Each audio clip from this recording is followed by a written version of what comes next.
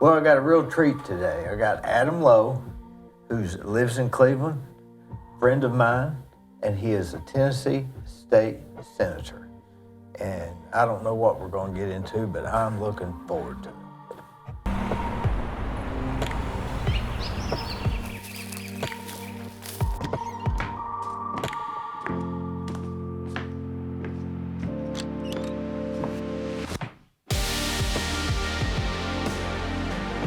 So you came a little bit earlier. You're on what they call Lombardi time. You ever heard of that frame? No, Lombardi time. Vince Lombardi was said to always be where he was supposed to be 10 minutes ahead of time. Mm-hmm. That's called Lombardi time. It's not bad advice. It's not bad. My grandfather used to say, if you're early, you're on time. If you're on time, you're late. And if you're late, you're fired. So I guess there's some universal wisdom to all of that. I'm bad to leave where I'm going at the time that I'm supposed to be there. But I'm used to Cleveland being where you can get from here to the Village Mall in 4 minutes. Mm-hmm. And I can't Not anymore. I can't get my time frames. I don't realize it's going to take maybe 15 minutes. Keith Street at 4 p.m. on a Friday is as bad as anywhere you could possibly drive. You'd answer this. Where are they going? Just back and forth, I think. I used to don't think, know. I used to where think are they going? Well, I used to say, Mouse Creek, where everybody lives. Well, they used to say they were going to cash their checks, but people don't go to the banks like that anymore. No. You know, I don't quite understand that corridor unless, again, you know, a large portion of the population lives off Mouse Creek Road, frontage that area, and people feel like they need to go buy Walmart before they go home or something. Maybe that's it. Because all your groceries are up here now, right? You've got Aldi, you've got Publix, you've got Walmart, you have Food Lion. We're getting Food City out on Georgetown. Yeah, that'll help. And they're getting a Food City in Polk County. That'll help a little up bit. There. But I don't, and if they're at Mouse Creek and Home Depot, man, I don't know what school would look like at 8 o'clock, at 7:30 in the morning. I bet it's backed up. That is a kerfuffle. And they made that side road going up behind McAllister's, but it's not really a through street. It takes too long to wind around there or something. Yeah, I'm not a fan. You know, I drive a long truck, kind of like you do. Yeah. Those parking lots don't work for me. Yeah, me either. Trying to get in and out of those at all. I like to get on the road. Now, North Lee Highway, I remember when I was a kid, I used to go to the Village Mall, and I could drive from there all the way to Farmland Corners, and I could time the lights where they were green the whole time. And you couldn't do that now for nothing. Mm-mm. No, I haven't got them figured out. I don't know where the traffic is. And, you know, used to it was all going north, but now it's sort of going out Georgetown and sort of down Stewart Road. But I guess the traffic has lightened up going down South Lee. Well, people don't take that way to the interstate anymore like they used to. What about when the corridor gets done? I don't believe they'll do it then either, do you? I mean, it's just like... I don't know.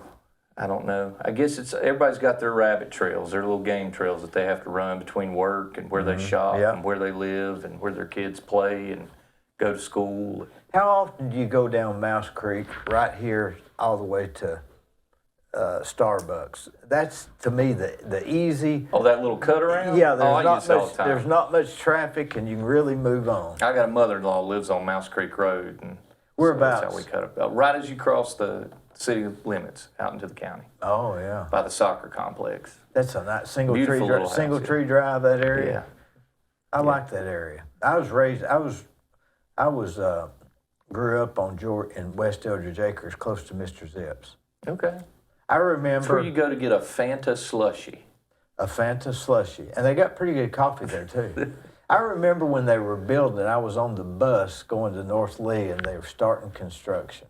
That was a big deal. That was when the road was gravel from about Hunter's Run out. It was just gravel.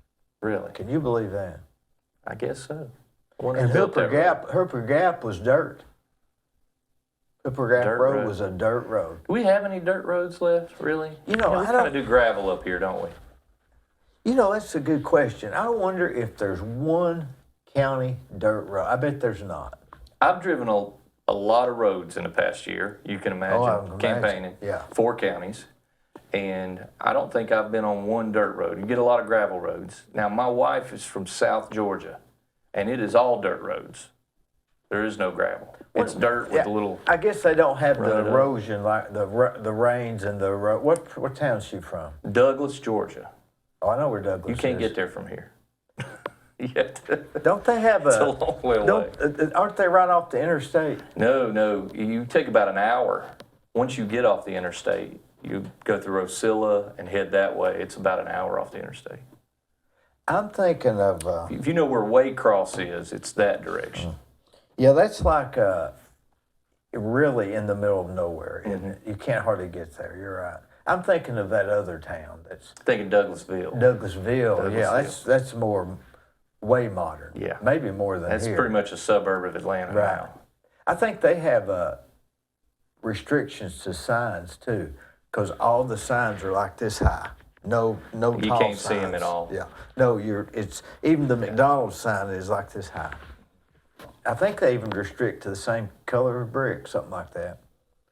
Yeah, they're starting to put those community standards in. They want a certain chic to what's happening in their town. I still kind of like the fact in our neck of the woods, you can kind of do what you want to with your property. I like that. I like that in the county. I remember the county had no zoning here, and now they've got some zoning in the county.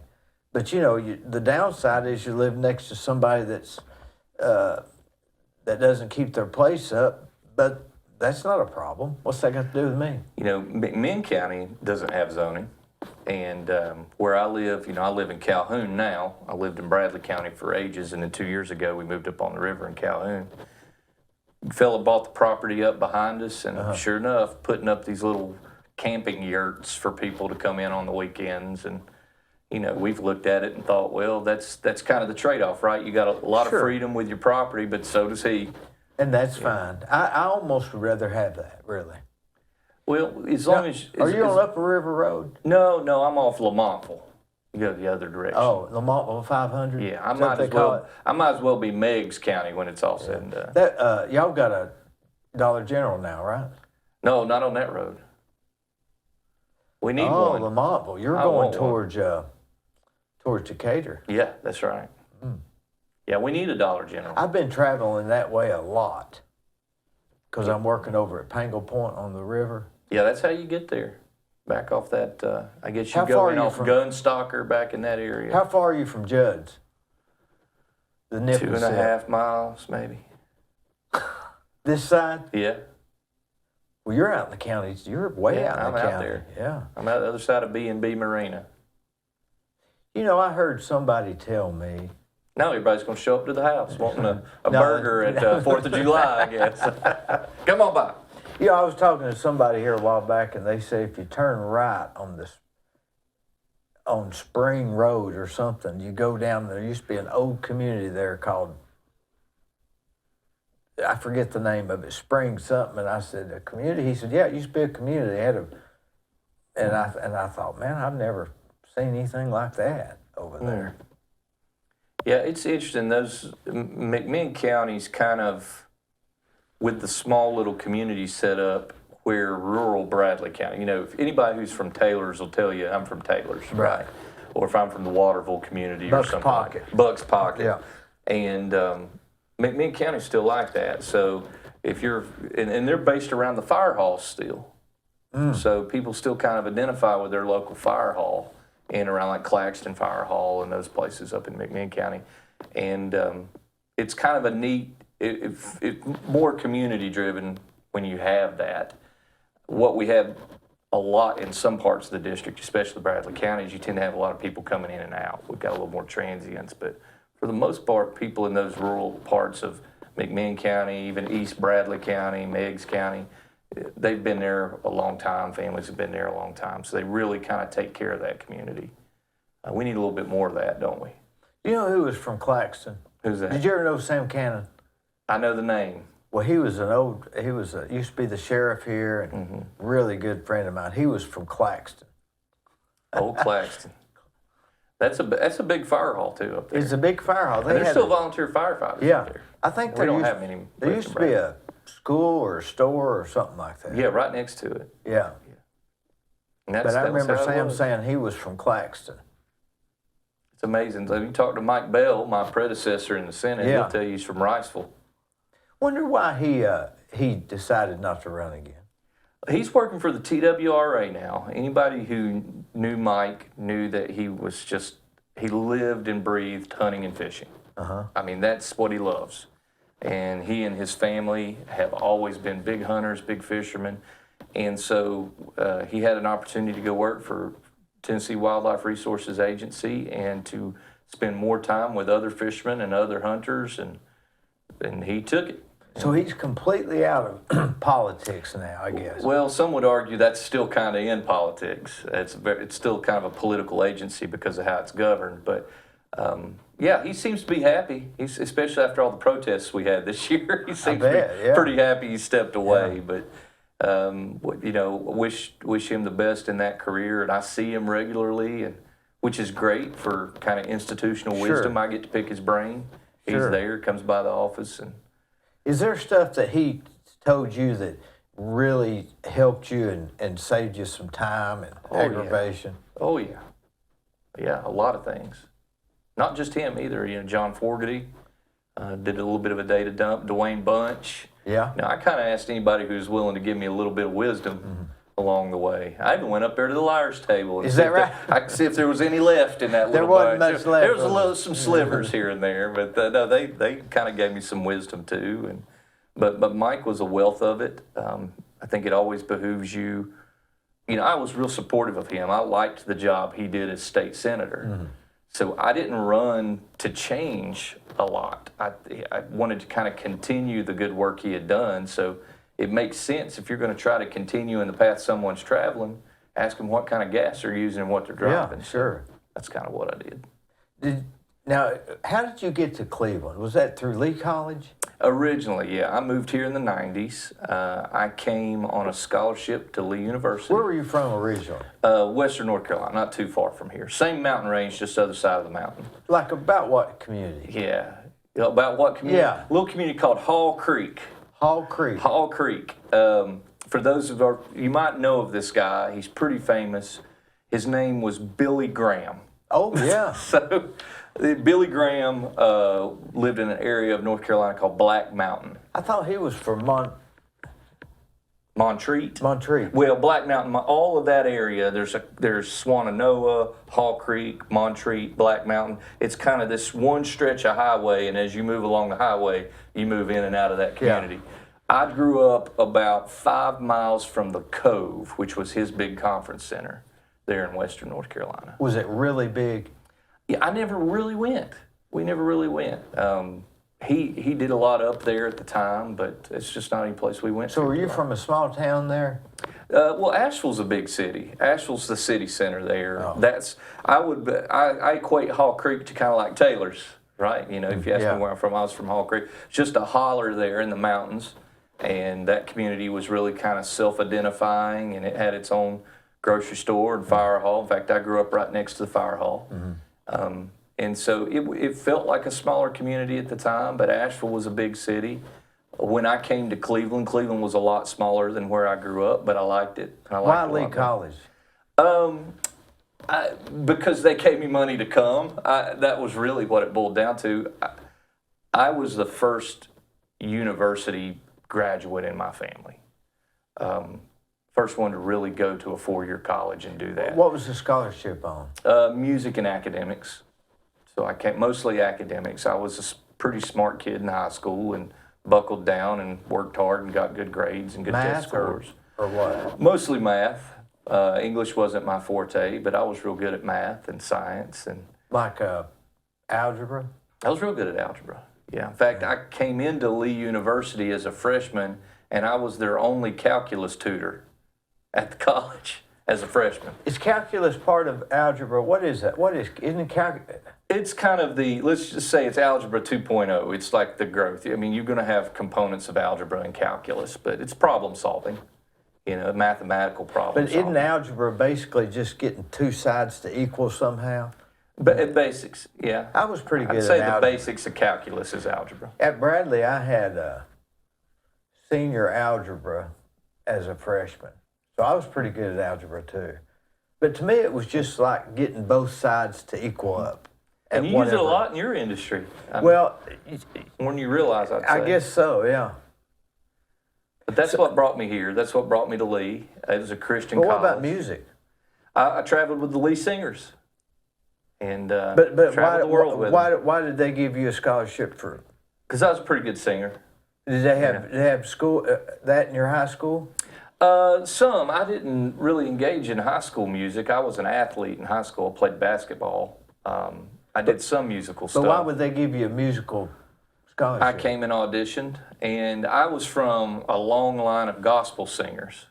So my grandfather had written music and traveled and sang gospel music. My father dropped out of school and traveled and played gospel music. Old time gospel. Like old time gospel. I've got, if you go to Prayer Bells of Heaven in the Redback hymnal, that's J.F. Lowe. That's my great uncle that wrote that song. He wrote that song. He wrote that song. So I just came from a long line of really good gospel musicians, and I could sing a little bit. So you thought, hey, maybe I can. I think it was more my parents' dream for me to travel with the Lee Singers. They wanted me to see the world. Did you pick your audition song? I did. I sang a song by Ray Boltz called Father's Song. Not one of his more popular ones, but it fit my voice well. What is your voice? I'm a baritone bass when I sing. Can you sing it now, or is that too far? I can't remember that song for nothing. I kind of purged Ray Boltz from my repertoire a few years ago. It's not as trendy as it used to be, but I'll sing occasionally. I've sang the national anthem a few times around town, and I'm not shy to sing. My parents had me with a microphone singing up in a church pulpit when I was 4 or 5 years old. So, can you do this? Yeah, I can direct and conduct. I served as a music minister for a brief period of time, coming out of college, and so the next thing you know, you're in Cleveland, Tennessee, and you're traveling with the Lee Singers. Yeah, it was a great experience. I'd never been west of. So further side, I'd never been west of Atlanta in my life. I'd been to like Myrtle Beach, it's where we'd go vacation. Yeah. So I'd been east.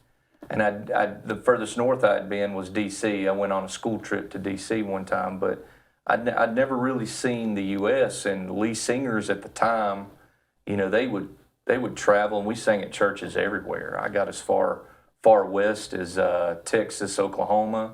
I went to South Africa. I went to England, Scotland, and Wales with Lee Singers. Who is the music director? At the time, it was Walt Malden. Dr. Walt Malden, and he became a vice president of the college. Now he runs the Home for Children, Smoky Mountain Home for Children. But now it's Brad Moffitt. Brad Moffitt's been, it's been a long time since I've been over here singing. Brad's going on, I think, 20 years now. 20 years. With Lee Singers. He does a good job with that. Yeah, their 60th birthday was this year. I think they're celebrating that. They're worldwide known, aren't they? The Lee Singers. Voices of Lee came out of Lee Singers. At one point in time, that was the thing. Danny Murray, who directs voices. Danny was a Lee singer, and I've been meaning to call Danny Murray. Yeah, me too. I'm gonna say that. Danny Murray. I've been meaning to call you. I just now remembered that. I forgot to call him. I saw him at the graduation. He is always always in a good mood, isn't he? He's a funny guy, and if you get to know Danny, his wit, it's almost like he's real good at making himself. Danny, I'm talking like I've known you all my. We had offices next to each other. I worked for Lee for a period of time, and our offices were next door. But he's the kind of guy that he's going to make himself laugh before anybody, and I like people like that. He's kind of like mash humor, real dry, sort of dry humor. He's Hawkeye. Yeah, Hawkeye. Yeah, I'd agree with that. So when you came here, did you ever think to yourself, one of these days I'm going to actually live in this town, and I'm going to be a state senator? Oh no! I mean, that wasn't anywhere in your mind, right? So think about this for a moment. Coming from a family where nobody ever really did that. Nobody ever really left town. And I was I'm the oldest in my family. I moved away. I went to this school. I knew I wanted to get a degree. but I didn't know what I wanted to do with it. Initially, I thought I would work in law enforcement. I had done an internship in North Carolina as a senior in high school. And part of the reason I did that is for somebody like me who had kind of come from situational poverty and family didn't have a whole lot of education, but my family valued it. So that's why they pushed me so hard. I could see myself doing that, right? Like that was an achievable career. Being a state senator wasn't anywhere in the cards, man. I mean, that's so far ahead.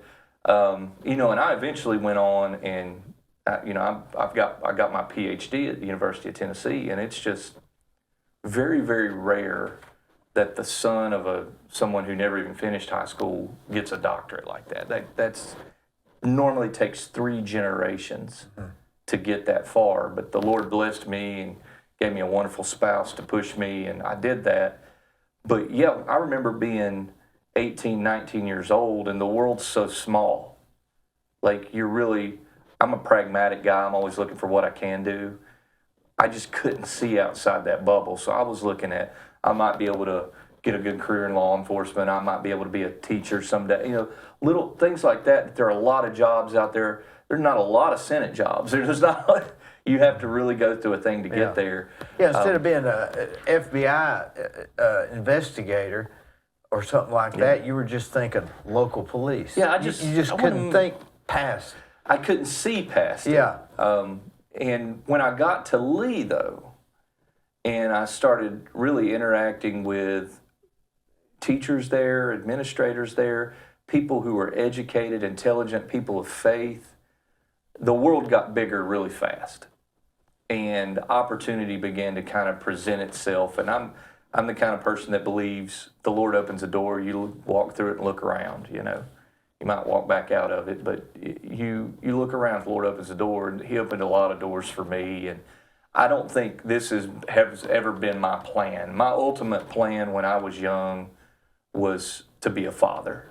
That was the most important, still the most important thing to me. That's the thing I've never lost. I wanted to find the right spouse. I wanted to work hard in whatever career I had, love the Lord, teach my kids to love the Lord, and have a big family, And I haven't lost any of that, but again, that branch really began to flourish and bloom. So my life really opened up. I look at where I am now, and I feel just blessed at what God has presented, been able to do, and the doors that have been opened, and the people who've encouraged me and mentored me along the way. Because the Lord uses people to kind of open up and expand your world. My parents knew some, and they taught me everything they knew. My grandparents knew some. They taught me everything they knew, but even they knew they had to send me off to learn from other people. And so I'm just thankful I wound up in a place like Cleveland, Bradley County, where not just Lee University, but the community of Bradley County taught me so much about how to live and how to be. I was a county commissioner long before I was a state senator. And that was one of the best seasons of my life, was representing Taylor's and representing Oak Grove and Michigan Avenue and those communities that were just really steeped in tradition and family, and to be able to work for them on their behalf on the county commission taught me a lot about representing people and having relationships with people. So I'm a product not just of my raising and where I'm from, but I am so much more a product of where I live and where I am and where I've been since the late 90s. I feel far more developed by Cleveland, Bradley County, and Southeast Tennessee than I ever did by North Carolina. Because again, the world just got bigger here in this community for me. You feel more ingrained here than you do back at your hometown? Oh, absolutely. You ever go back to your hometown like Christmas or anything? Sometimes. When I went back a lot for my grandparents.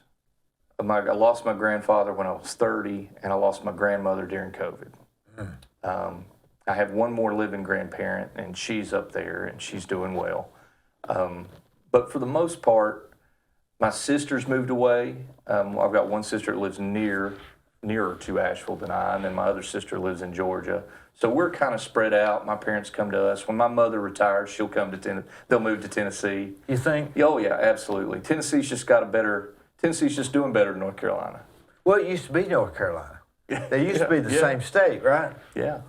We used to have a little state that no longer exists up in the Kingston area. You ever heard that whole little story? Yeah, so the late 1700s, 1780-ish, you had the land of Franklin, or the state of Frankland, as some like to say it. But for a few years before the Indians were moved out. Yeah, it was prior to that. So North Carolina had ceded from wherever it was attached to at the moment, created statehood, and then you had this. It pretty much was the Kingston area up to Bristol. If you look at the map, and I know there's kind of conflicting maps about what it looked like at moments. Jonesboro was the capital. That's Davy Crockett, the oldest city in Tennessee, right? Yeah. You can still go to the King of the Wild Frontier. That's right. You can still go to the Crockett home place up there in that neck of the woods. But yeah, I mean, there was this independent state of Franklin for a while. Why did that state abandon? Not quite sure.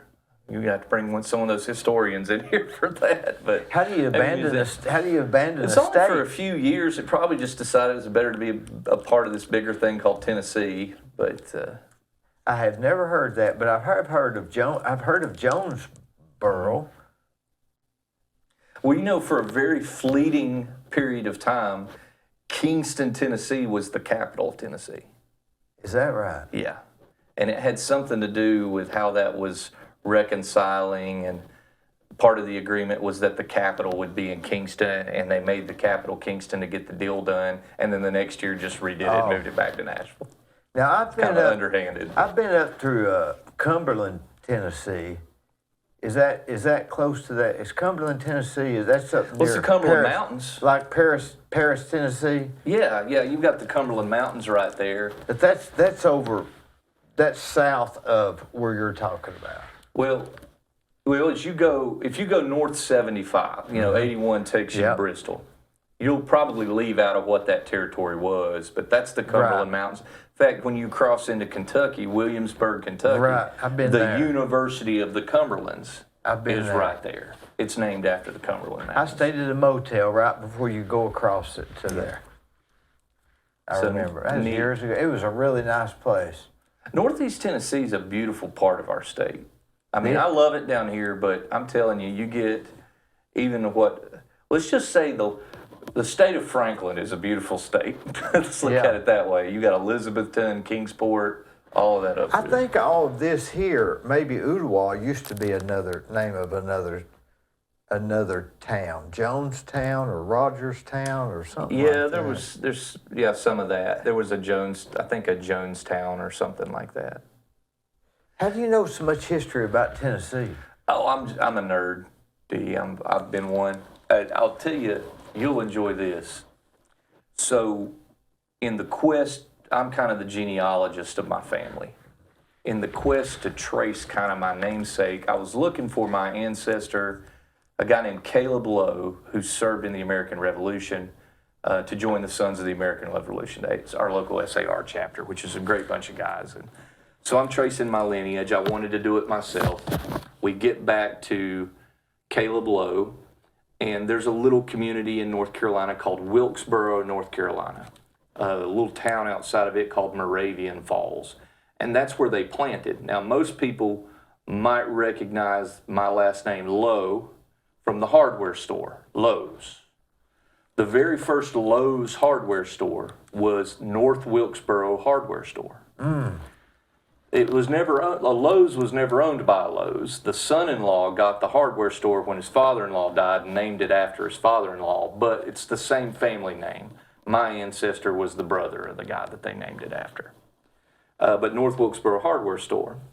Well, another famous thing about Wilkesboro, aside from the old Speedway, for those who are racing fans know about, is that's where Robert and Benjamin Cleveland are from and lived. What are the odds? And so I met the historian when I was doing my genealogy up there in Wilkesboro, and he gave me a stack of information on the Cleveland family.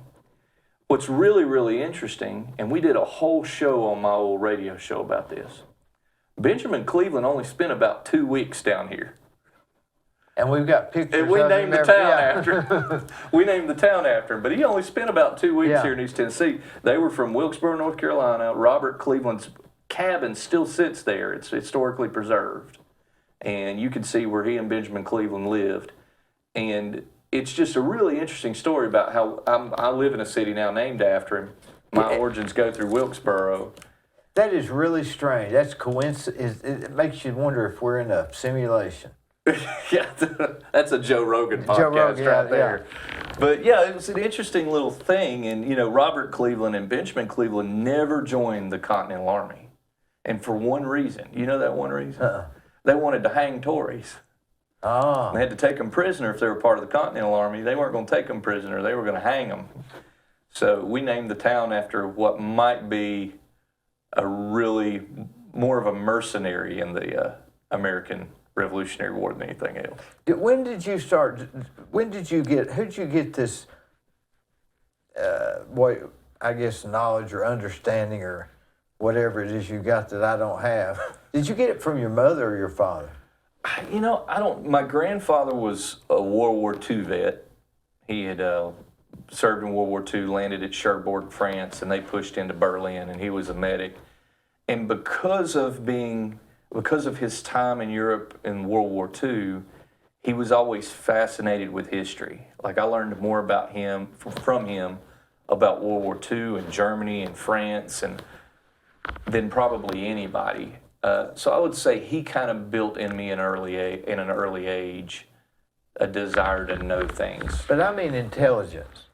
Oh, I'd say it comes from both sides of my family. My father is very, very brilliant, wonderful musician, gospel pianist. What was his but profession? never had the opportunity to go to school. Right? What was his profession? A house painter. Is that He right? painted houses. So he was smart. Yeah, yeah. They generally are. And he was real smart at making me do all that house painting, so I hated it. So that third generation painting business would end with me. Did you paint during the summers? All summer long. Caulk. Man, I hated it. Cut in, Putty. clean gutters. Man, I hated it. And oftentimes he'd bring me in to do stuff in places there wasn't any AC yet. You know, they were just Yeah. building it or something. Like new construction. Or he would have little contracts with people that had rental properties, and we'd go in to do the rental properties, and they were nasty. The renters had left them, and I'd have to clean all that out. And that was my summers when I was younger. But he was always a smart guy, a real smart guy, but not schooled, right? Never. And so I think if my father had had the same educational opportunities I had, he'd have been just as. Was he happy being a painter? I think so. He's a hard worker, and I think he liked working for himself. You know how Yeah. that feels. Yeah. Some of us are inclined to where we really prefer to work for ourselves. He was one of those, and because of that, I think that gave him the atmosphere to work for himself, and it gave him the opportunity to be flexible enough to travel and do music, which is what he really loved. Did you meet your wife here at Lee? I did. I met her here at Lee. Thank Describe- God. Describe Thank your God. first day in Cleveland. First day in Cleveland, it was raining. I had come down for a summer program called Summer Honors at Lee, and it was pouring rain. And I remember trying About to what get, year? that would have been 99, that year. And yeah, I just remember how rainy it was in Cleveland. That's all I remember about that day. When did you say, I'd like to live here? How far were you into your schooling? I don't know that I ever really made a decision to live here. We made a decision to stay when I had my children. Like when you move into that parent role and you start thinking about where you want your children educated and the relationships you want them to have, you really start to think about where you set up roots. But I didn't know if I would stay here. I liked it here. In college, when I was working or when I was going to school at Lee, I got a job working for the Boys and Girls Clubs, which I'm still heavily involved all these years later. And I worked in the HUD side of town, so I didn't see the best parts of Cleveland every day. But I learned to love those parts of Cleveland. In fact, I built a deep, deep affinity for the other side of the tracks here in this community. Those families that were in and out of those subsidized housing, Section 8 housing at the time. And in working with the Boys and Girls Club, I think that's where I first started kind of setting up some roots, because I was getting involved not only in how healthy this community was and what we were doing for our kids here, but I was meeting the board members. That's when I first met Steve Hickson. That's when I first met, Jeff Morlock. That's when I first met, Don Lorton. You think about these titans of men who, in this community, both with philanthropy and service, have really helped make Bradley Cleveland what it is. I met so many people like that. At the time, a very young Lamar Arp, and he's one of my dearest friends nowadays, Yeah. You meet people like that, Bobby Green. They're just, so working for the Boys and Girls Clubs, I got my first exposure to, all right, here's what it's like to be a successful person and to give back to a thing, right? I had come from a family that served, and they mostly served in church, but they never had the wealth to do philanthropy. I'd never really witnessed philanthropy. Through the Boys and Girls Club, though, man, to see those people at work, it gives you something to emulate, something to aspire to. And then as I built relationships with them, and you start to rub elbows with them and interact with them, you start to, whether you realize it or not, create a home. You start to make this your home. These are your relationships. These are your people. In fact, several years ago, I was offered a really big job to move away. And my wife and I were talking about it, and we were doing all the mathematical things, looking at the money and the breakdowns. And I stopped, and I remember pushing the papers aside where we were doing the numbers. And I started writing names down. And she said, why are you writing these names down right now? And I said, these are the relationships we sell if we move. However much more money I'm going to make moving, I sell these relationships because we don't get to spend time with these people anymore. These are friends, these are colleagues. And we just looked at it and said these relationships weren't worth selling. And we stayed. That's ultimately, I think that's the day I knew that I would continue. Was she okay with staying here and not going back to Georgia? Yeah. Oh, yeah, she was. She was. She left town never to go back. She was a little different than me. She was, I called her Fancy for a while because I thought send her up the road. Here's your one chance, Fancy. But she fell in love with this community early on, working through the Cleveland school system in their after school program. And she and I both just knew this was where we wanted to raise our family eventually. Did she like being called Fancy after that song? I stopped that a long time ago. I stopped that. We've been, this month, we will be married 21 years. We have 4 kids. We're taking our oldest to college this summer. We're kind of at this kind of milestone. You're taking your first kid off to college. So we're doing a lot of reflecting on our relationships or on our relationship and where we've been. And I can just say I married well, looking back. I've got an excellent son going off to college. It's because he had a great mom. Where's he going to school at? He's going to go to Cumberland University outside of Nashville. That's in Lebanon.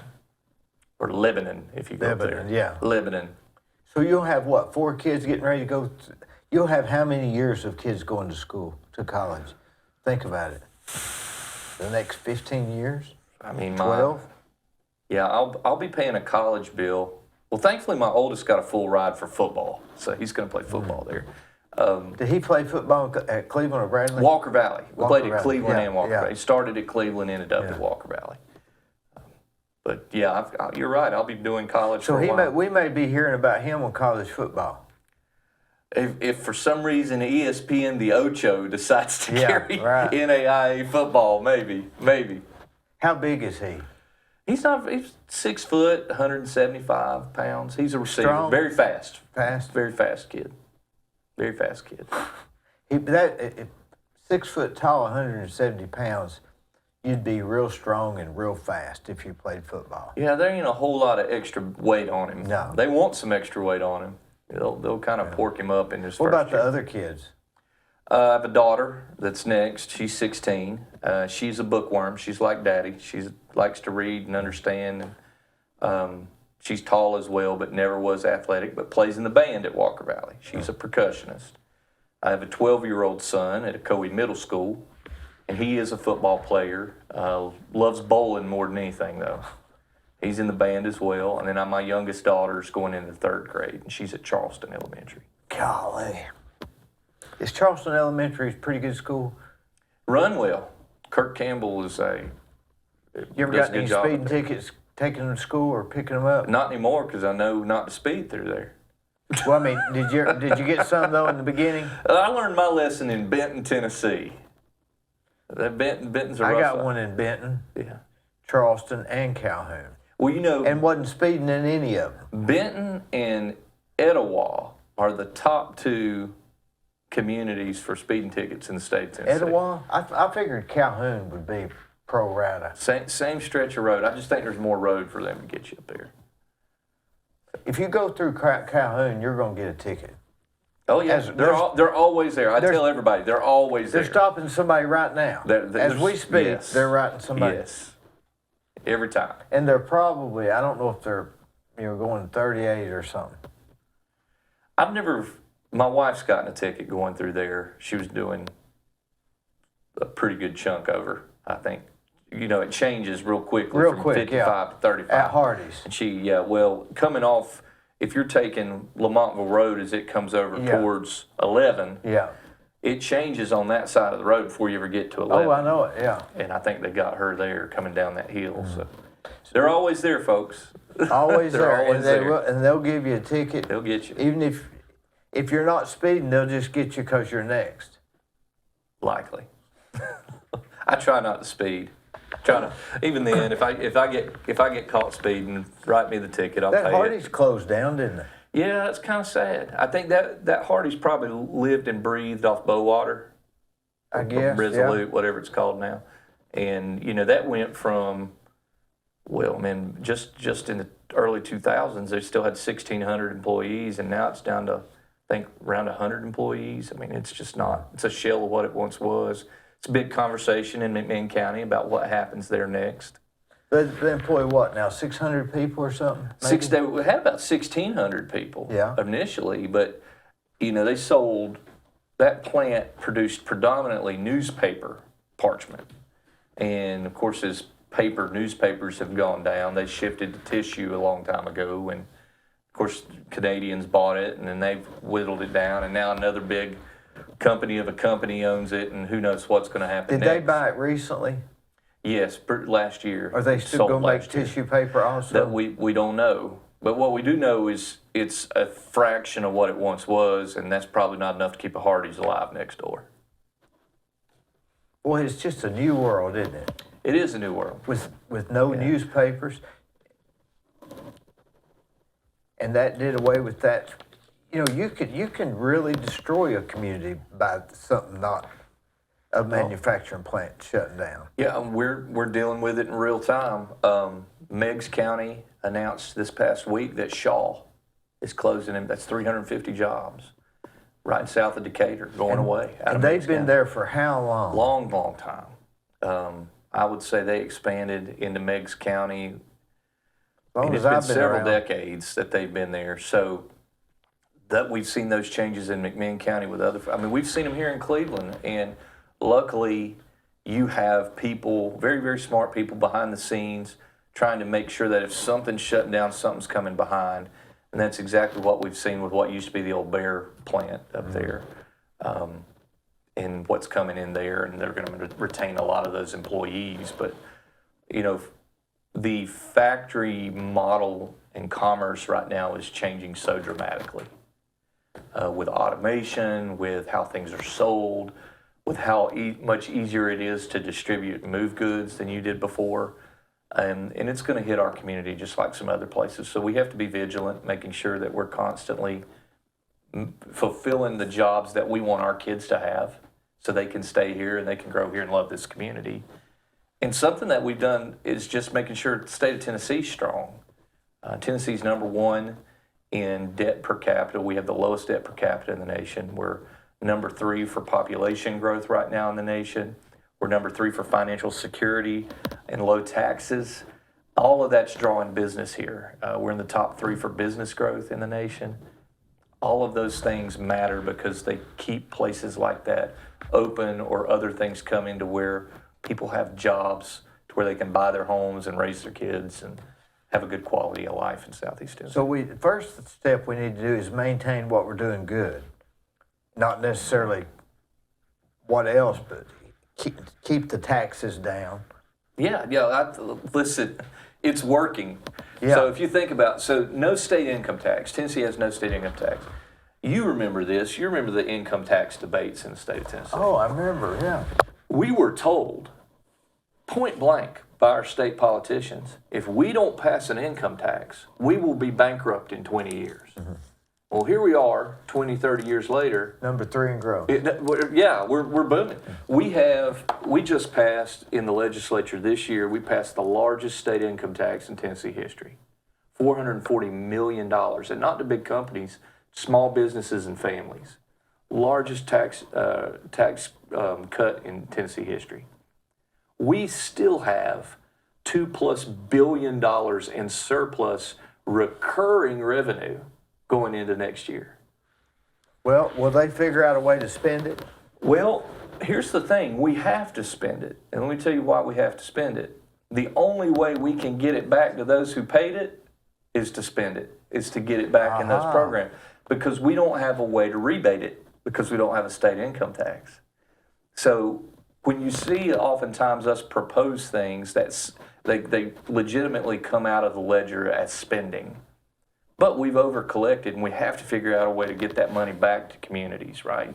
Whether it's in pay increases for state employees, tax cuts like we just did. In fact, August 1st, you will start our 3-month tax on no tax on food in the state of Tennessee, starting August 1st for 3 months. I've never heard that. So if you got a deep freeze, you got 3 months to fill that baby why up. Why have I not heard that? Well, it's because the media hadn't done a great job of carrying the good things we do up in Nashville. I've never heard that. So when I go to Publix next month and they ring me up no state tax on there. No sales tax on food and groceries. That's awesome. That's a savings for families. What about cars? It's just staples or like food and it's food and what? It's food and groceries right now. Not gas. Not gas. We still depend pretty heavily on gas.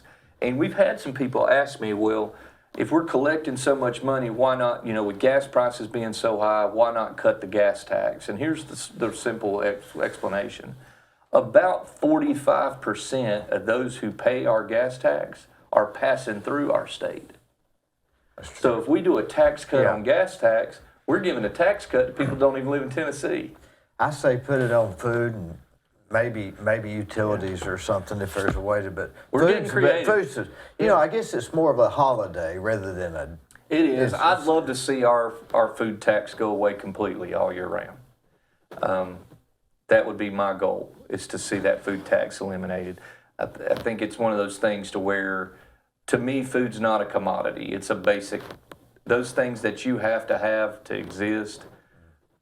It's a little bit asinine for government to be taxing those things. I wonder when they started taxing food. Now that goes back to history. When did they start having sales tax?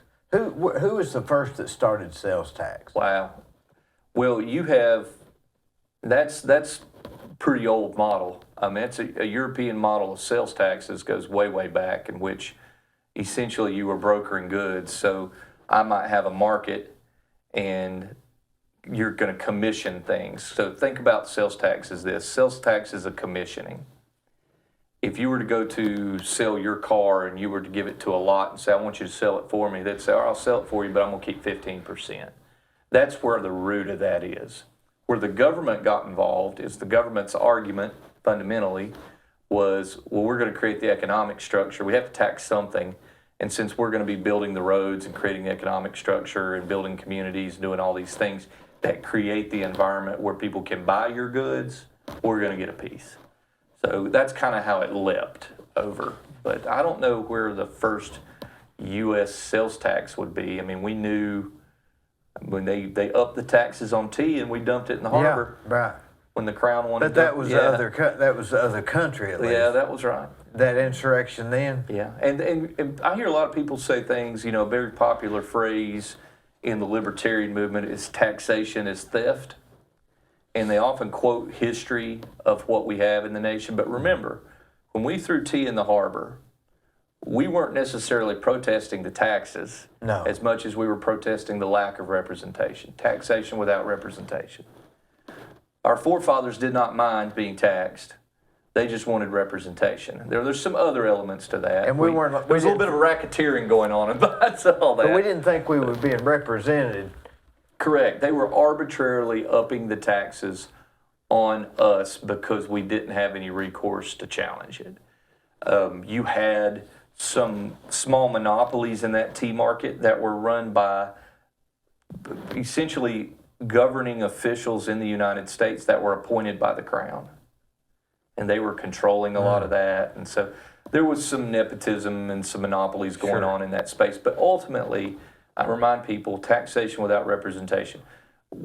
You send me to Nashville as your representative to make sure that those taxes that you've paid that we're not using, that I try to get it back to you.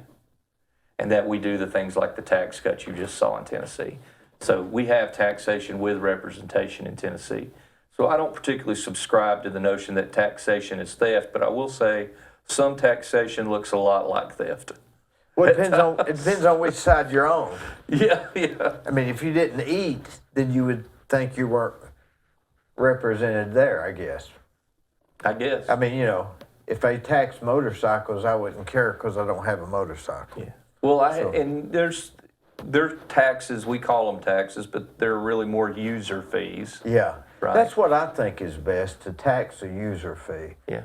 And I think that would, even the federal government, I think they should just have a user fee. If I don't have any money, then I'm not going to buy it and I'm not going to be taxed. Well, arguably the gas tax is a user fee, right? You only pay as much taxes as you burn gas. And that's okay. I can live with that better than I can, a tax on something that I'm not even using.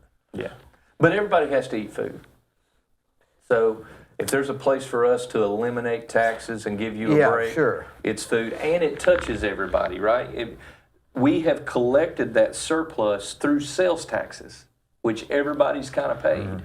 So when we give it back, we got to give it back in ways like that that really kind of get it back to all the people who paid it to begin with. Oh, I think it's great. Do you think that, how many people are there of you in the state? There's 33 senators, and there's 99 members of the House. So there's 33 of you? 33 of me. Well, that's a pretty big deal. Yeah. I represent 230,000 people in the 4 counties. So besides you, there's only 32 others. That's Correct. A pretty exclusive group. It feels that way. I mean, you have a lot of, especially on committees, think about your committees only made up of about 7 people. You have, depending on your relationships, you only have to make one or two relationships to really steer a vote on what happens in the Senate. The House is far more complicated, more crowd management than anything else at 99. Takes a lot more consensus to get things done. 1 or 2 senators can be very, very disruptive in our state Senate if they so chose to. And we have some on the left that try to be. Do they have, how many committees would there be? We have fewer in the Senate than the House has. The House has a committee structure and a subcommittee structure, and all of that's to make sure everybody's kind of involved and they can divide and conquer. But the Senate really only has a handful of committees. You're going to have commerce, finance, education, ag and energy, government operations, judiciary, transportation, and then there's some joint committees like pensions and joint government operations. So we've got about 8 or 9 committees in the Senate. The House is going to have like 20, 25. Could you be on 2 committees at the same time? I am. Yeah, so you could intertwine the... Yeah. I serve on ag and energy. We're in TVA country, so I actually asked for that committee. State and local government's one that I missed. I serve on state and local government because of my history on the county commission. And what I teach at the university level is state and local. I'm on government operations, which is a really interesting committee in Tennessee because it makes Tennessee unique in some ways. All of the rules so Tennessee will pass a law. pass a law that says, education, we're going to change your funding formula, which we did recently. The Department of Education gets that law and they create rules that everyone has to abide by in order to achieve the purpose of that legislation. Tennessee's one of the few states to where those rules come back before elected oversight. So my government operations committee reviews all of the rules that are made by bureaucrats. Can you change it or you send it back? We send it back. We can tell them how we want it changed to achieve what that legislation was supposed to do, but we have oversight of the bureaucrats in Tennessee in that committee. Our federal government doesn't have rule review. That's why the ATF can pass a rule banning forearm braces and just start enforcing it nationwide. No elected representative passed a law. And maybe no rules on how to enforce it. That's right. Maybe. So part of our problems, I tell people this all the time, when you say you're upset with government, oftentimes the things you're upset with aren't the elected officials. The elected officials are probably the ones held to most account.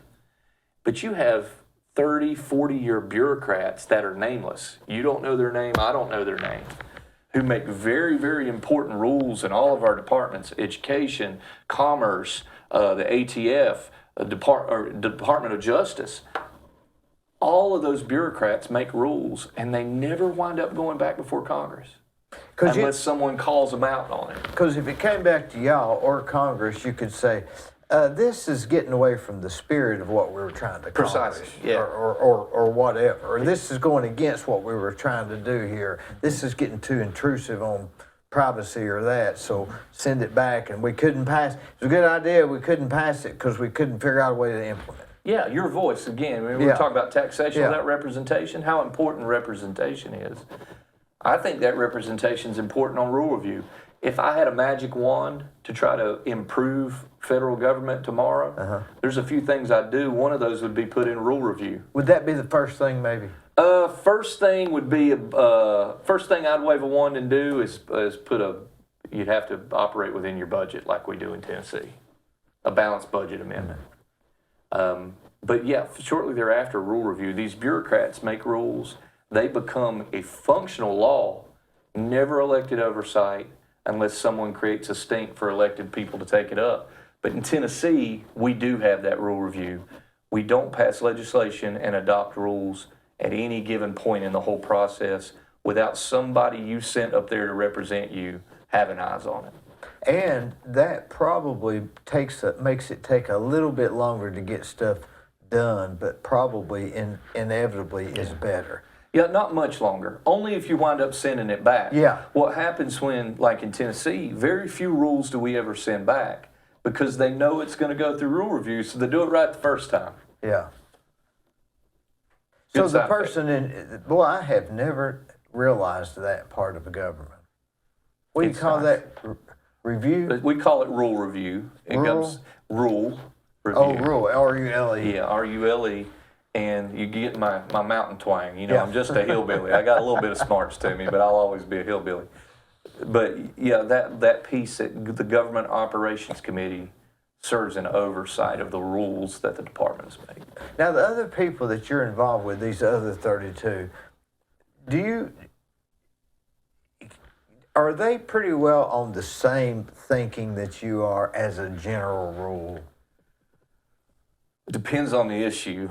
We have a supermajority in the Tennessee legislature. So we have a veto-proof majority in the House, and we have a veto-proof majority in the Senate. So of the 33 senators, 27 of us are Republican. So we don't have to necessarily get Democrats on board to make things happen. But the side effect of that oftentimes is you have different kinds of Republicans. Some of us are far more conservative than others. And some of that's not bad. Some of that's just based on who those people are representing. So when you get Republicans for more urban areas, they tend not to be as conservative as probably I am here representing a predominantly rural community. And so for the most part, we all get along in G and Hall. I'll say this, even though we might disagree, my experience in the first year of the Senate has been there's a lot of goodwill, that everyone really wants to work with each other in the Senate. There's not a lot of battles for egos, and if anybody that I've asked for help has been willing to help me. Anybody that I've gone to want to talk about a thing has always been receptive to talking to me. That is where you start. I don't necessarily expect agreement on all things, but I do expect some goodwill as we're trying to make a decision collectively as a group. When you're trying to get somebody to vote for or against something? Yeah, I lobby them pretty hard if I believe in it. When do y'all meet? Well, session ran from January to April this year. So January the 1st to April the 31st? Yeah, where we end really depends on whether we've gotten the business done. So you're there. You go to Nashville, you get an apartment or drive back and forth? Get an apartment. We're there 3 days a week pretty much. I would drive up on Monday and I'd drive back on Thursday. So I'm home on the weekend. Where do you just get an apartment wherever you choose? Yeah, I leased an apartment next to the Capitol just so I could stay up. Just somewhere close? Some of them stay in a hotel. Some of them sleep in their office. Is that right? Yeah. Wonder why? Save that money.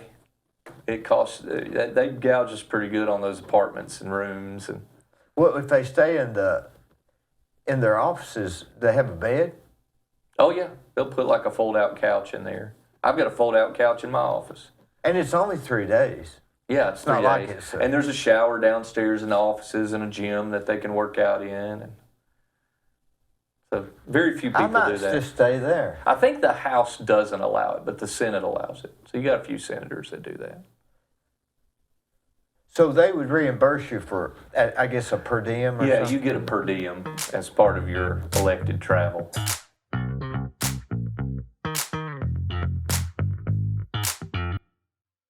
On the courthouse square at 30 2nd Street is the law firm of Logan Thompson Law. Since 1965, they have served the legal needs for the good citizens of Cleveland-Bradley County. If you've got a problem, they're no problem. Give them a call.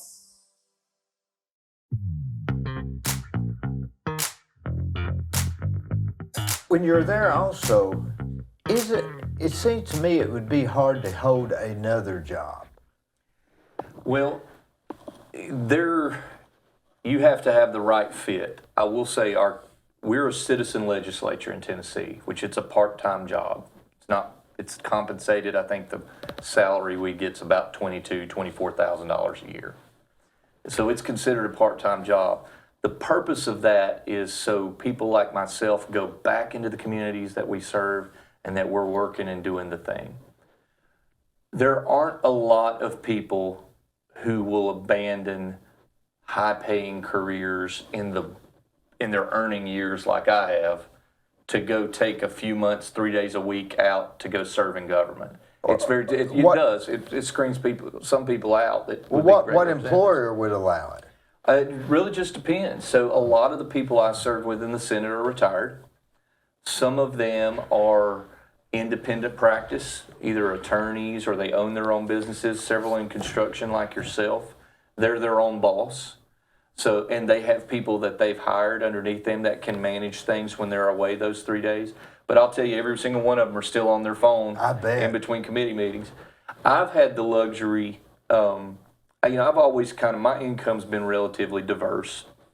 Until COVID, I'd owned a business for a long time. We shut that business down during COVID because it was in the business of people congregating. You couldn't congregate during COVID. So my entrepreneurial sector kind of closed off. But I teach remotely, and I teach in a graduate school with Liberty University, and that's been a great contract for me because I can do that anywhere. So I'd be in session all day long, and I would go back after we got out of session or after we got out of our committee meetings, and I'd grade papers at night. And during the day, if students needed me and messaged me, I was corresponding with students during the day. So that has helped me do this. Had I not had that, I probably wouldn't have been able to do this. Well, go back to what you were doing before COVID. Well, I had Gravel Road Entertainment, Stage AVL, which started in 2003, had a couple of business partners, and that was audio production, installation, and then in 2016, we opened the venue Creekside, which was the old Village Theater. We renovated it, made it an events center. Well, I never knew that. I didn't know that was you. Yep. I guess I was. So, did you get many events? Until COVID. like, did you make a living at it? Yeah, well, we didn't. It was always kind of a side hustle. A venue like that, Cleveland, Tennessee isn't the best place for a spot like No. that. But that wasn't our purpose. Our purpose was to take a historic landmark in town and to revitalize it and to bring it But back how did alive. you make a living during that time? Well, I still did my day job. Our partners we did our day jobs. I've always been in education. I ran the foundation at Cleveland State for several years until 2015, until I went on, finished my doctorate, moved over to the faculty side. Yeah. So we always had to do other things. One of my business partners was Derek Kinsey, who runs the Boys and Girls Clubs. Oh, yeah. Was he So he never left. Boys and Girls Clubs is his baby. He'll always be there, but he had side hustles. He loves it, doesn't he? Yeah, he does. He's great at it. That club's grown tremendously. Well, I don't know anybody else that can take it over. It's pretty big now. Well, let's just hope But he endures. Wyatt probably could. Wyatt, yeah. Yeah. Well, Derek's great at training up the next generation. You and I were talking about that earlier. His ability to sew into those coming behind him is pretty potent. So I think he'll have somebody lined up. Now, when COVID hit, you said we just got to shut this thing down. We closed it pretty early. I saw the writing on the wall. Did you see it was not going to work? Yeah, I mean, we had a lot of what we thrived off of were corporate contracts that did corporate training there, and all of those people canceled a year out, and I just knew this isn't going to thrive. And 30% of small businesses closed during the pandemic. And the others are still they're still struggling. Took on so much water. Yeah. So is that when you started working for Liberty? Round about that time, I had started before doing adjunct work with them, teaching classes in government.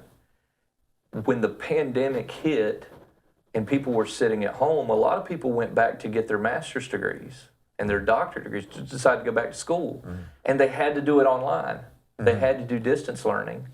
So Liberty was uniquely positioned, like a bunch of other. They were already doing that sort of thing. And so they approached me and said, we have an influx of students here. We've created a new doctorate program in people who want to learn about public policy. We want you to come in as our education policy expert and design some courses and teach more classes and oversee a group of professors. And I did, and it's been great. It's a wonderful fit. And because of their flexibility, because of the flexibility I have with that work, it allows me during that session part of the year to serve in Nashville. You couldn't pick a more perfect thing to be doing while you're doing that. How could you pick something perfect? It's a good fit. Good fit. Yeah. I'm still took a colossal pay cut in going to the Senate. Everybody wants to bark about the money, but in addition to teaching for Liberty, I was doing professional education with corporations. So they'd bring me in, I'd structure onboarding and teach them how to do professional development so they could train their people. Yeah. And that was a big chunk of my income. That's the thing that I've had to sacrifice in order to serve, because it often had me on an airplane going to places like Texas and Omaha. And I can't do that anymore now that I'm serving in the Senate. But it's fine. My wife and I, we've been able to manage, and she's a principal at a high school in adjacent county in Polk County, and our family does well, and our kids have been healthy and happy, and we haven't had a lot of medical bills. But just to say that the good Lord's positioned us uniquely to serve. The reason I bring all of that up is people often comment on the age of the Tennessee Senate. I'm the youngest in our caucus. Is that right? I'm the youngest in the caucus. I'm the fourth youngest in all of the Senate. The Democrats have three others that are younger than I am, but they often ask why, and that's the answer I give them. Most of my peers who are executive leadership or business owners aren't going to sacrifice to go do this. They're just not. They're going to wait till they're retired, and then they're going to run, just like a lot of other people did. Or they're going to find themselves in a position where they can run. But very, very few people did what my wife and I chose to do. And I'm not saying one's better than the other, but I'm just saying that's the reason. the reason you don't see a lot of young faces on the Senate side. Now, on the House side, you see a lot of young faces. But even then, most of them are either self-employed or professional status How like often attorneys. do they meet? Same time. Same Yeah, time same frame? window. Yeah, same window of time.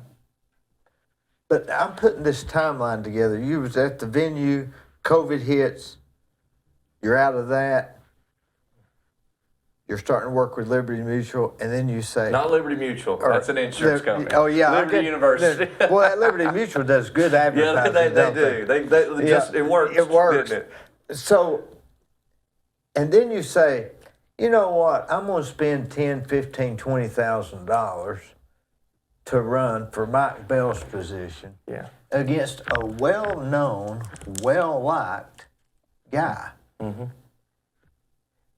Was that scary? Wouldn't say it was scary, but it was a step of faith. And I wish it was $15,000 or $20,000. It wound up being closer to 70. Golly. And I'll say not all of that came from me. I had great support in this community. We raised a lot of money in the community from business people who believed in me, believed in the relationships they had seen with my wife and I, and believed that we most fit who Mike Bell was to continue his legacy. So they supported us financially, but yeah, it cost. And I ran, from what I understand, I ran that race cheaper than any other Senate race in the state of Tennessee. You have some Senate races that are spending $300,000, $400,000. Did you sit down and map it all out before you decided to run? A little bit. Did you say, A little okay, bit. here's the counties, here's what I need to do, and did you come up with your own strategy? I did. I ran my own campaign. But I mean, where did you get that? Did you read some books or? No, back to that nerdiness piece and just what I knew. What I knew about the communities we were in, that I'd been working in. You know, we went through redistricting in Tennessee. So my district is different than Mike Bell's. That's right. The gerrymandering or whatever. Well, it was. Not I don't think gerrymandering. it's gerrymandered. If you look at that map compared to any other map in history, you'll say it's not gerrymandered. Yeah. But I mean, I use that word because isn't that what they call redistrict? That's what I learned in school. When it's done inappropriately, it's gerrymandering. It's gerrymandering. But yeah, they just did it to get the population. Yeah, to even it out. So you couldn't necessarily run on his legacy because you were doing it. But I mean, did you sit down and say, okay, with pen and paper, if I'm going to run, I've got to get this many in this county, and I'm gonna campaign here for a month. I'm gonna go. Did you sit down with a game plan? I did. I sat down and you're going to make me reveal my trade secrets right here. No, but I'm just saying. No, we did. I've often wondered how you better have a plan. You better have a plan if you're going to do something like that. Well, you had to sit. The reason I'm saying that is it impresses me when somebody runs for public office and wins, no matter who they are, because it would have to be a lot of second guessing yourself. Should I go to this campaign? Should I go to that one? Should I, Yeah, you're your worst critic, and I had run before. I ran for county commission, and when I ran for county commission, I ran against an incumbent that had been there for 8 years in the primary. I won by 8 votes. Golly. 8 votes to win county commission. That never left me because you begin to look and go, man, I'm glad. What did I go to get those 8 votes? What barbershop did I visit? What restaurant did I bump into? Who did I wave at? Who did I smile at? Who did they not wave at? That's right. Yeah. That's right. So when it's that close, you know it can be that close. Fast forward, I ran for state representative. Dan Howell and I ran to replace Eric Watson. I lost that race. So here I had won a race by 8 votes for county commission. I lost a race for Tennessee House by several hundred votes. And it's a different kind of process. Where did I not go? Who did I not say A to? What did I not do? How much money did I not raise? You go down all of those things. So when it came time to run for Senate, we had an idea of the budget we wanted to run on. Who's we? My wife and I, and the people close to me that I brought in that I trusted. But I couldn't just borrow what Mike Bell had done, because about 150,000 of the 230,000 people I was going to represent weren't from Mike's district. Mike had the north part of Bradley County and McMinn County and Polk County and Monroe. I had all of Bradley County. I had McMinn County, but I had Meigs and Ray County. So I couldn't just template what he had done and try to win. I had to do something different and something new. And so we sat down and really just asked ourselves, what's happening in each community? Where can we be? How can we start building relationships? And my goal was to be anywhere someone would allow me to be. Because I felt if you and I had a chance to talk about it, I might get your vote. I was pretty confident I could get your vote if you and I had a chance to talk about it. You mean you went to every Kiwanis, every Ruatan, every Toastmasters, everything? Every festival, and if I couldn't be there, I had somebody there that represented us. Did you remember going to like 2 things a night? You know, like, my record was 9 in one day, 9 different events, and in that day I did 9 events and 420 miles on my truck in the district. Were you not teaching school then? I'd go home at night and I'd stay up till 3 a.m. punching campaign numbers and grading papers, and while I was driving from one event to the next, I'd return calls with students and try to act like try to play both. You have to play both, wear both hats. Yeah. You 420 miles in one day and 9 places in one day, because you got to think from Spring City in Ray County. I've worked in Spring City. To McDonald, Tennessee, up and out towards Etowah, Englewood, up to Nyota. It's a haul. It's a haul. Where do you eat lunch when you're going like that? Just in never the car? anywhere good. Yeah, it was fast food. Or you just a pack of crap? Well, I guess you're eating at some of those places. Yeah, some of the events that you're at, you're going to eat. I always was weird about eating at too many places because, eventually if you eat too much and you're trying to eat here and you're trying to eat there at the same time you're trying to interact with people, I just was always would rather spend my time meeting and talking to folks than sitting around the back of a trailer or a truck trying to eat something. I ate during the drive. I'd rather sometimes just wait till I get home at night to eat rather than where I can watch a little TV or something rather than eating I hate eating in a car. I don't know why. I've gotten used to it, but you never get anything. It's not the healthiest food to grab either. And I found some shortcut ways. I knew if I committed myself to manufacturing my own wrap at Subway, I could eat some vegetables. It's about the only place I can quick grab vegetables. Mm-hmm. But yeah, as much of the plan, and the reason I bring that up, as much as you plan for, it's not going to go that way. It's just not. How many months was this that you were running this campaign? I waited till they redrew the district to see what the district was going to look like. They approved redistricting late January of 2022. So I declared and we started running, and the primary was in August. So that was a lot of, and so you had it all planned. That was like a strategic military maneuver. I was exhausted all the time. But at the same time, too, you run kind of with your family and with those around you. I had amazing volunteers, a lot of people who believed in me, believed I was the right fit, came out and worked, knocked doors. Because it's not just going to events. We knocked 7,000 doors just on your doorstep saying, can I have your vote? And that wasn't necessarily you, because you were No, going I to this did. I event. did 2,300 votes, 2,300 doors that I went to, and my team did the rest. But my children loved campaigning. Could you have done it without the team? No, not at all. What if you'd have knocked 2,300 doors by yourself? I'd have lost by a landslide. Is that right? You have to have people to help you. You got to have them, especially when you're running 4 counties like that. I was envious of Kevin Raper, who was running for the House district, and it's like all in Cleveland.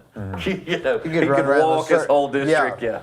I was so envious because we would knock 1,000 doors in Bradley County and then decide that we were going to go to McMinn County, and you had a 40-minute drive to get where you're going to go next. And that's time you're not interacting with people. So it's very complex. That district, even though the people are a lot alike in District 1, you could take a family in Ray County and drop them into Bradley County, they're going to fit right in. The culture's the same. Yeah, the culture's the same. Getting there and getting to everybody was a challenge. Such a challenge. Yeah, it was almost a. But now, did you have somebody that said, okay, I mean, I get fascinated with how people strategize. I enjoy that. So did you know that it was going to be that hard to run? Or or was there times you said, if I'd have known it was this hard, I wouldn't have run? Man, so many times. So many times. You look and go, what have I got myself into? I don't even know if I want it anymore. And I think if people really knew how challenging and how tough it is to do it, less people would do it. So it's good that we kind of go into it a little blind, a little optimistic. I think it takes that optimism to kind of launch people into those endeavors. And then you get in the middle of it and you kind of you're trying to do what's in front of you. You know the ultimate goal, but I know today I've got to go to these things and meet these people. You know, the old adage, you eat the elephant one chunk at a time. Mm-hmm. And I don't even know where that adage came from, because who eats an elephant? Yeah. But it's the idea that something colossal you have to bite off in small pieces. It's the same way with a campaign. I mean, you just little chunks at a time. And then occasionally you kind of rest back and you look at what you have been doing and you ask yourself, what am I not doing? You know, did I not spend enough time in Meigs County this week? Do I need to go to Meigs County? Did I not spend enough time in Bradley County? But the idea behind a campaign at the local level, and I would say even at a state level like that, like regional state level, not statewide, but your district, you have to see people. You can't live on billboards. You can't live on just messaging. You can't live on just Facebook pushes. People want to see you, touch you, shake your hand, look in your eyes, and decide if they even like how you smell. You know what would seem to me like it would be annoying if you go to some get together and you meet, 100 people and then next week they call you or text you or want you to call them because they've got something to tell you and you just can't return all the calls. Now you're gonna make them mad. Did you have that happen a lot? I missed some. I was pretty good about calling people But back. I mean, did you get a lot of those? Yeah, like you do. Like I'm in Monroe County and I've got this guy or McMahon, I've got this guy that you need to meet and I want you to call him and I just don't have time to call him. Yeah, well, you better find time. That's what I'll say. We did a pretty good, there's some I missed.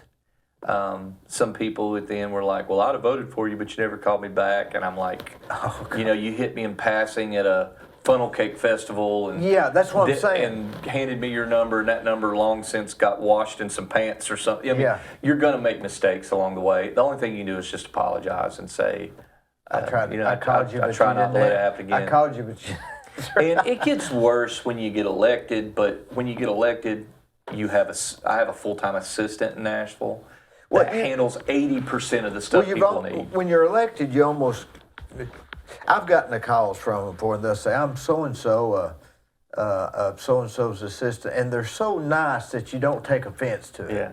But in election, that would be the hardest thing for me. So did you ever go home at night and say, man, I'm just wiped out? I always found I was wiped out quite a bit, but I always found something to motivate me. There was always something happening. And, it's weird. It's not the things you expect.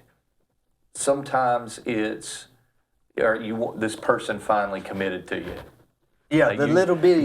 Or that donation finally came in that you've been asking for. Sometimes it's something that your opponent did that fires you up and gets you out of bed the next day. How about any music? Did music? Was there any songs during the campaign that you just kept for some reason hearing that song and it reminds you of the campaign? Well, I listen to some music, but I'm an audiobook guy too. During the campaign, I listened to a book as I was traveling everywhere called Madness of Crowds.